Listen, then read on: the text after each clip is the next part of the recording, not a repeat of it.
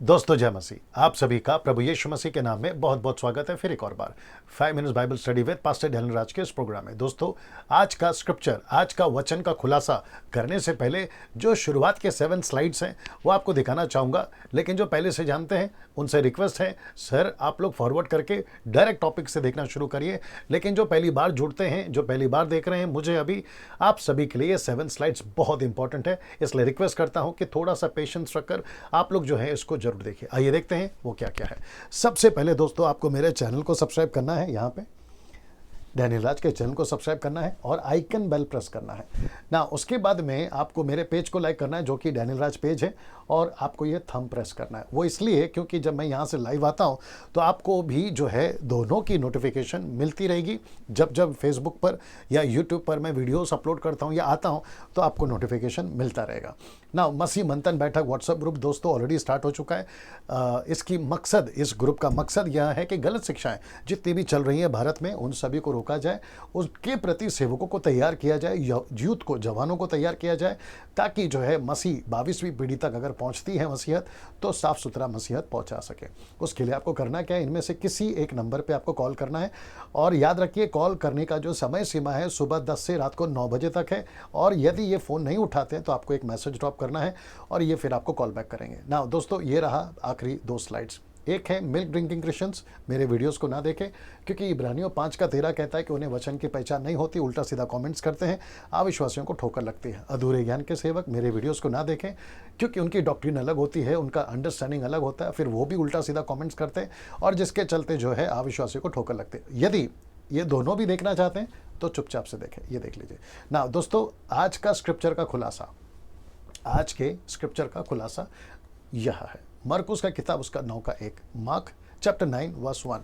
आइए सबसे पहले मैं आपको वचन पढ़वा देता हूँ। लिखा है, ये देख लीजिए, उसने उनसे कहा, यीशु ने उनसे कहा, मैं तुमसे सच कहता हूँ कि जो यहाँ खड़े हैं, एक एक चीज़ का खुलासा करूँगा, कि जो यहाँ खड़े हैं उनमें से कोई कोई ऐसे हैं, ये देखिए, कोई कोई ऐसे हैं कि जब तक परमेश्वर के राज्य को सामर्थ्य सहित आता हुआ ना देख लें तब तक मृत्यु का स्वाद कदापि ना चखेंगे। तब तक, याद रखो, तब तक। तो इसका मतलब है कि दोस्तों यहाँ पे जो खड़े हैं उनकी बात हो रही है। मैं आपके बीच में कुछ चीज़ें रखना चाहूँगा। सबसे पहले मरकुस की किताब उसका 9वां अध्याय को लेकर जो है कई लोगों की अलग अलग धारणाएं हैं, थियरीज हैं, कॉन्सेप्ट्स हैं, और अक्सर 90% यही कहते हैं कि कुछ चेले अभी भी जिंदा है। और ये बात मुझे शॉक करती है, ये बात मुझे शॉक करती है कि कुछ चेले अभी तक जिंदा हैं। ऐसे कहते हुए कई कई अच्छे अच्छे सीनियर पास्टर्स, इंटरनेशनल स्पीकर्स कहते हैं कि कुछ चेले अभी तक जिंदा है। बट मुझे कई लोगों ने कहा कि डैनियल भाई आप इसके ऊपर एक वीडियो बनाओ, मरकुस 9:1, तो मैं आज उसको बना रहा हूँ, अब आपके बीच में रख रहा हूँ। आपको कैसा लगता है देखिए, लेकिन मेरी व्यक्तिगत राय अगर आप पूछोगे, जी नहीं, ऐसा कोई चेला यीशु का तबका अभी तक जिंदा है, ऐसी थियरी को मैं नहीं मानता।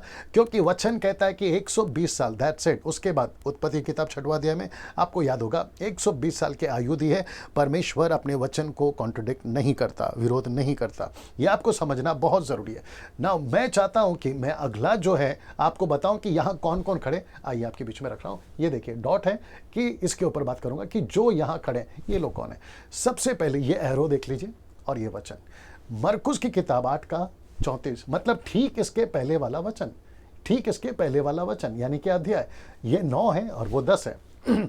हमेशा कॉन्टेक्स्ट में पढ़ना होता है, आपको समझना होता है। अच्छा, एक और चीज़ क्लियर कर देता हूँ कि कुछ लोग कहते हैं कि चैप्टर में ऐसा लिखा है, चैप्टर में ऐसा लिखा है, तो 16वीं सदी के पहले चैप्टर था ही नहीं ना, ना चैप्टर था ना आयत थी, सिर्फ किताबें होती थी, जिसने लिखा है उसका नाम होता था। मरकुस ने लिखा है तो मरकुस की किताब होती थी।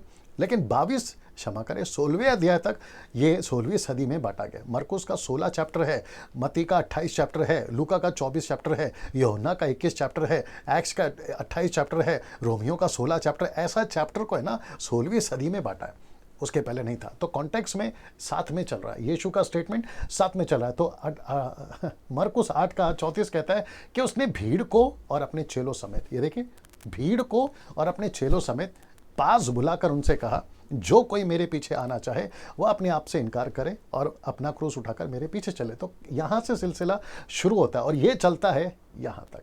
ये चलता है यहाँ तक। नाउ इसके बाद मैं वो भी रखूंगा कि 6 दिन के बाद यीशु मसीह ने क्या किया, मैं वो भी बताऊंगा। नाउ सबसे पहले वापस कहता हूं कि यहां जो खड़े हैं, ये कौन कौन खड़े हैं? भीड़ खड़ी है, चेले खड़े। अब यीशु मसीह ने ऐसा क्यों कहा? कौन सा वाला? ये वाला, कि उनमें से कोई कोई ऐसे होंगे जब तक परमेश्वर के राज्य का स्वाद सामर्थ्य सहित आता हुआ ना देख ले, वो मृत्यु का स्वाद ना चखेंगे। एक है चेले, बोल सकते हैं, दूसरे हैं भीड़। तो यीशु चाहता था कि ऐसे लोग यहाँ ऐसे भी हैं जिनको यहूदा इस्करियोत को छोड़कर ऐसे कुछ लोग हैं जिनकी मृत्यु नहीं होगी। जैसे लाजर की अचानक मौत हो गई थी, तो ऐसी कोई मृत्यु नहीं होगी, कुछ लोगों को रखा है। उनमें से चेले भी हो सकते हैं, और लिखा है यहाँ जो खड़े हैं। और ये कौन खड़े हैं? ये लोग खड़े हैं, ये लोग, ये देखिए भीड़ की बात हो रही है, ठीक है ना। अब इसको देखते हैं। ऐसा बोलने के पीछे यीशु मसीह का 3 कारण हो सकता है। तो सबसे पहला कारण, पद 2 लिखा है 6 दिन के बाद। अगर आप आगे पढ़ोगे ना तो लिखा है 6 दिन के बाद यीशु का रूपांतरण होता है। अब मैं सब कुछ नहीं डाल सकता हूं क्योंकि बहुत सारा टाइम हो जाता है। मैं जितना शॉर्ट में रख सकता हूं क्योंकि 5 मिनट का कॉन्सेप्ट है, मैं उसी के हिसाब से चल रहा हूं। तो पद 2 पढ़ लीजिए, लिखा है 6 दिन के बाद। तो इसका मतलब है वचन 1 में और वचन 2 में गैप है। कितने दिन का? 6 दिन का। तो 6 दिन के बाद में क्या हुआ? यीशु का रूपांतर। तो यीशु ने जब कहा कि सामर्थ्य सहित आता हुआ ना देख ले, तो एक कॉन्सेप्ट है या एक थियरी है, 3 में से पहला कारण, यीशु का रूपांतरण होने वाला था। तो यीशु उसकी बात कर रहे थे क्योंकि मूसा और एलिया यीशु को बहुत सारी बातें बता रहे थे। तो ठीक उसी के क्या कहते हैं ना, कॉन्टेक्स्ट में देखेंगे तो पद 2 में 6 दिन के बाद में यह घटना घटी, इसको एक बोल सकते हैं। दूसरा, पेंटिकोस्ट का दिन, प्रेरितों की किताब 2:1 में पवित्र आत्मा नीचे उतरने वाला। तो यीशु मसीह यहां पर उसकी बात कर रहे हैं। तो यीशु ने कहा कि जिस दिन पवित्र आत्मा उतरेगा उस दिन तुमको जो है सामर्थ मिलेगा। तो यीशु मसीह अपने राज्य की, अपने नए युग की आरंभ कर रहा है।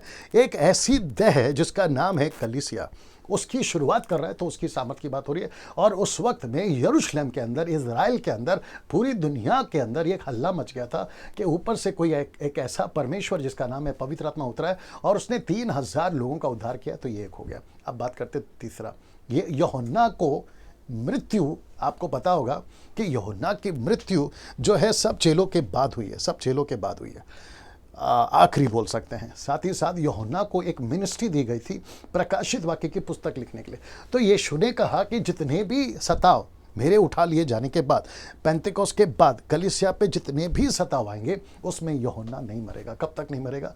वो जब तक परमेश्वर के प्रकाशित वाक्य की पुस्तक को नहीं लिख लेता, और जब तक वो सारी घटनाएं जो सामर्थ्य सहित, ये देखिए सामर्थ्य सहित, ये वाला, मैं उसमें से कोई कोई ऐसे हैं जब तक परमेश्वर के राज्य को सामर्थ्य सहित आता हुआ ना देख ले। याद रखिए, सामर्थ्य सहित राज्य को, याद रखिए राज्य को, यीशु को नहीं, परमेश्वर को नहीं, बात हो रहा है राज्य को सामर्थ्य सहित आता हुआ ना देख ले।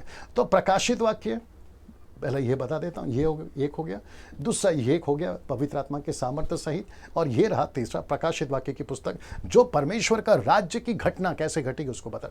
तो मेरे हिसाब से ये जो वचन है जिसको मैं आपके बीच में वापस दिखा देता हूँ, मरकुस का 9:1 में ये वचन 3 कारणों से लिखा गया, जिसको लिखा कि यहाँ कोई ऐसे ऐसे हैं जिनमें से कईयों की मृत्यु नहीं होगी। ये यीशु ने कह दिया, सब नहीं बचेंगे या सब जिंदा रहेंगे, ऐसा नहीं बोला कोई कोई। तो इसका मतलब है यूहन्ना, मैं बता चुका हूँ, जी ये रहा, यूहन्ना नहीं मरेगा क्योंकि बाकी चेले सब मर रहे थे, कई लोग मर रहे थे, कई डिसाइपल्स मर रहे थे, लेकिन यूहन्ना को जिंदा रखा ताकि वो जो है प्रकाशित वाक्य की पुस्तक को बता सके। और साथ ही साथ कोई और भी लोग होंगे जिनको जिंदा रखा होगा, जिसका डेटा, जिसका रिकॉर्ड हमारे पास में नहीं है ना। दोस्तों, ये वचन बताता है कि कैसे परमेश्वर अपने वचन को तब कहता था और कैसे आज उसको आप तोड़ मरोड़ कर आपको जैसा ठीक लगा वैसे आप सिखा रहे हो। बट मैंने निर्णय लिया है, तय किया है, एक एक वचन का खुलासा करूंगा। तो ये रहा मरकुस 9:1 में जिसका मैंने खुलासा किया। आई होप आप लोग समझे होंगे। और यही थियरी, मेरी ही थियरी सही है, ऐसा मैं कोई दावा नहीं करता। मुझे जो लगा मैंने आपके बीच में रखा। आप समझदार हैं, बेहतर जानते हैं, आप लोग कैसा ठीक लगता है आप लोग वैसा ले सकते हैं। याद रखिए ये वाला स्लाइड को आपको याद रखना है। गॉड ब्लेस यू, प्रभु आपको आशीष दे। अगले वीडियो के साथ में फिर मुलाकात होगी।